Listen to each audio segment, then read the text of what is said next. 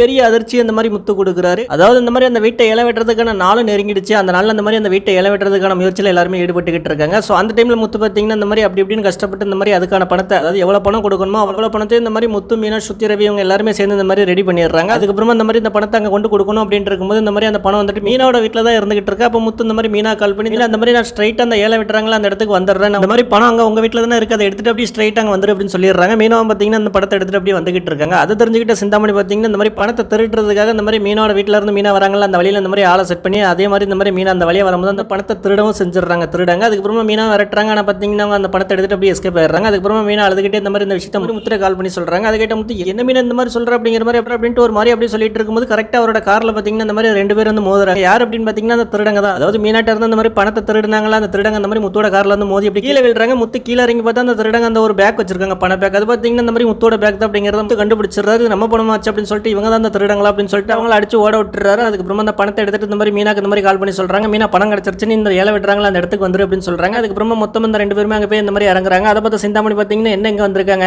ஏழை விடாதீங்க அப்படின்னு சொல்லி காலில் விழுந்து கெஜறதுக்காக வந்திருப்பாங்க நினைக்கிறேன் அப்படின்னு சொல்லி இப்படி நக்கலா பார்த்துட்டு இருக்கும்போது முத்து பார்த்தீங்கன்னா இந்த மாதிரி மொத்த பணத்தை எடுத்து இந்த மாதிரி அங்கே வைக்கிறாரு. அந்த மாதிரி சார் அந்த மாதிரி கொடுக்க வேண்டிய மொத்த பணம் இந்த மாதிரி இதில் இருக்கு, இப்போ நீங்க எங்க வீட்டை இலை விட முடியாது, எங்க வீட்டு பத்திரத்தை இப்போ கொடுக்க முடியுமா அப்படின்னு கேட்கறாங்க. அதுக்கு அந்த அதிகாரி இதுக்கு மேலே பேசனப்பா இருக்கு, இந்த மாதிரி வீட்டு பத்திரத்தை தாராளமா நீயே எடுத்துக்கலாம் அப்படின்னு சொல்றாங்க. அதை பார்த்து சிந்தாமணி அப்படியே ஒரு பயங்கர அதிர்ச்சியோட அப்படியே ஒரு பயங்கர வைத்தறிச்சலோட பார்த்துட்டு இருக்காங்க.